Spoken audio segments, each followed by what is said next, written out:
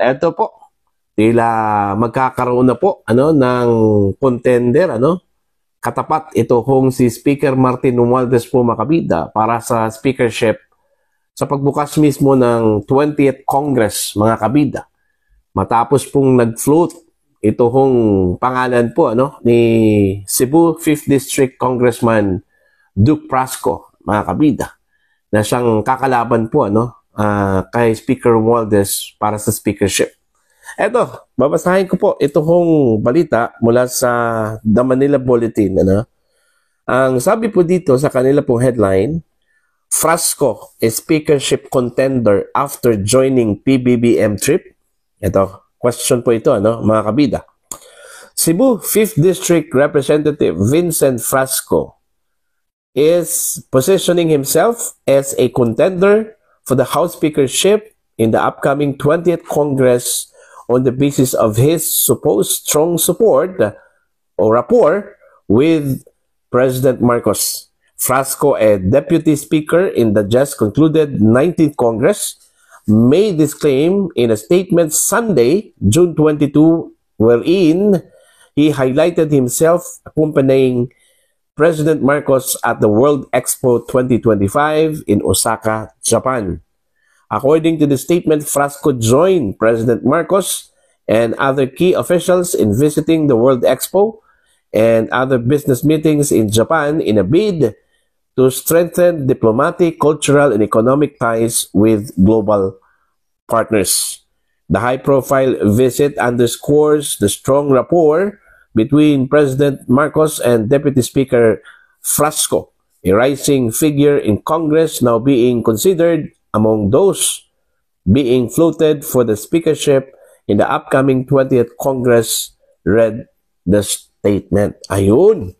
So, posible hong tatakbo bilang speaker po, ito hong si Congressman Duke Frasco po makabida. Laban ho dito kay Speaker Martin Romualdez. Although, recently, meron pong claim, ito hong kampo po ni Romualdez na meron na raw 288 congressman po, ang pumirma sa kanila pong manifesto po makabida para suportahan po ito hong si Speaker Romualdez sa kanya hong bid, na maging speaker ulit, para sa 20th Congress po makabida. Pero hindi ito sigurado, mga kabida. Marami pa pong mangyayari po. Ang sinabi po dito ni Duke Prasco, okay, babasahin ko po mga kabida. Okay? Frasco had claimed that there was frustration in the House and that it should do better. So, baka po, may mga nakausap po itong si Duke Prasco po makabida dyan po sa House of Representatives na disgruntled na po, dito ho sa pamumuno po ni Speaker Romualdez po makabida. At hindi lang po makapagsalita dahil ho, wala pa po silang nakitang formidable candidate para itapat o ipangtapat po kay Speaker Romualdez.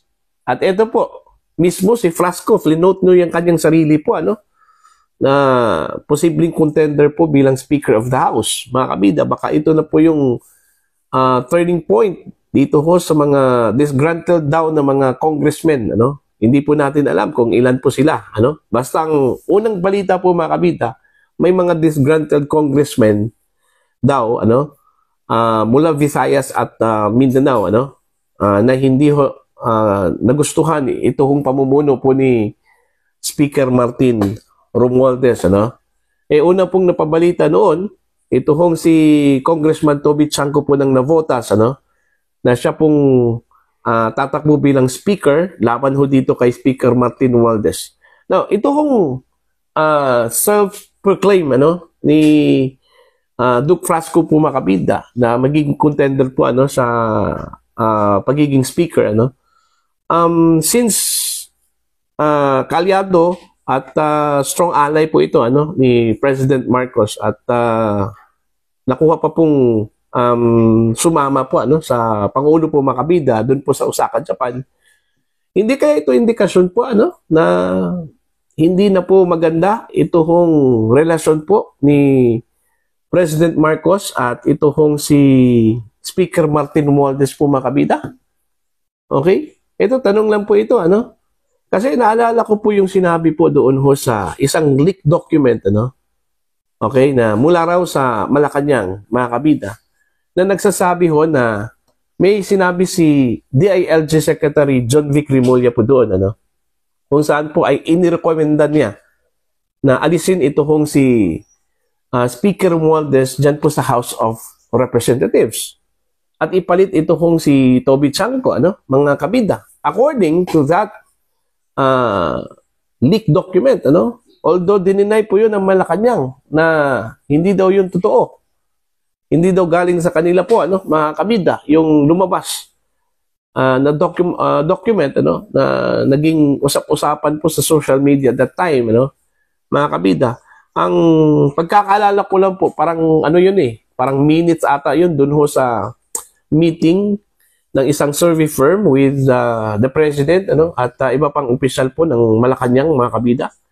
At doon po sinabi daw ni Secretary Rimulya, ano, na kailangan ng palitan ito hong si Speaker Romualdez dahil ho ito po ang isa sa mga naging dahilan daw, ano, mga kabida, kung bakit bumaba yung trust rating po ng Pangulong Ferdinand Bongbong Marcos, ano.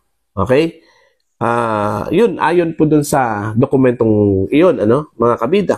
Now, pinagtagpi-tagpi ko kasi ito hong mga ganun, yung mga pangyayari po, ano, at itong sinabi po ni Flasco. Kasi ho, ganito, kung suportado po ng Pangulo, ito hong si Speaker Romualdez po, mga kabida, itong si Flasco, magdalawang isip sana itong magsalita patungkol ho dito kasi alam naman po ni Flasco na ang sinusuportahan po ni PBBM ay ito hong si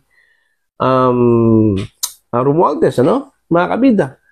Pero sa ipinakita ni Flasco, ano, parang wala hong pagdadalawang isip po, ano, mga kabida, yung pag-float po niya sa kanyang sarili bilang contender po as a Speaker of the House, isang sinyalis po yun, ano, indikasyon na okay, open ang Pangulo. Kung sinong kakalaban po, ano, kay Speaker Romualdez bilang Speaker of the House sa 20th Congress po, mga kabida. Okay? Now, titingnan po natin, ano, malapit na po magbukas ito hong 20th Congress kasi mangyayari po itong rigodon, ano, kung sakali ho meron man pong rigodon, okay, dyan po sa House of Representatives bago ho mag State of the Nation address po, ano, ito hong si Pangulong Ferdinand Marcos po, mga kabida, sa July 28. So meaning, bago po yan, magkakaroon na po tayo ng bagong speaker. Hindi naman pwedeng mag State of the Nation address kung wala hong speaker. Okay? Same with the Senate, ano?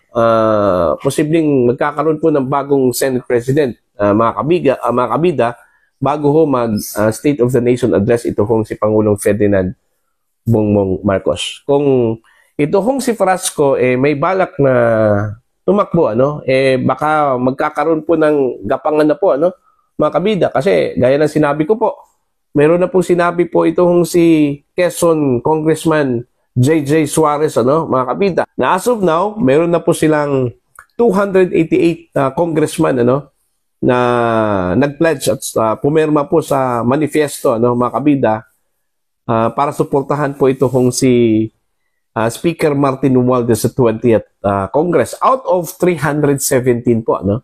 Okay? Itong natira, ipipresume po natin, ano, na anti-Romualdez po ito. Okay? Malaki din, ano, imagine, 317 minus 288. Meron pong difference na 29, ano, mga kabida. So, itong 29, marami-rami na rin po, ano, mga kabida. Pwede ho itong mangungumbinse sa ilang mga kongresista dyan, no? Bago ho mag 20th Congress po, mga kabida. Hindi natin alam, ano? Hindi natin alam. Baka po, magugulat na lang po tayo, ano? Pagdating ho ng panahon, merong twist pala, ano, mga kabida. Okay? Yan yung aabangan po natin, ano, bago ho mag 20th Congress. Kasi, yun nga yung excitement at saka thrill, ano, mga kabida. Yung, kumbaga, katulad ho ng pelikula po mula sa US, ano, na nagugulat na lang po tayo pagdating ho sa ending. Na ito pala, hindi mo ma-predict, unpredictable, ano, mga kabida. So, yun po. Okay? Now, para po sa inyo, ano po ang inyong masasabi at pananaw ho dito sa pag-float po, ano, ni Congressman Duke Frasco sa kanyang sarili po, mga kabida, na magiging contender po, ano, for speakership laban ho kay Speaker Martin Romualdez pagbukas po ng 20th Congress po, mga kabida. Please comment down. Sa mga hindi pa po subscribers sa akin channel, please subscribe. Just click the subscribe button. Click the notification bell, click all para updated po kayo, mga kabida, sa aking mga uploads. Maraming salamat po sa inyong lahat.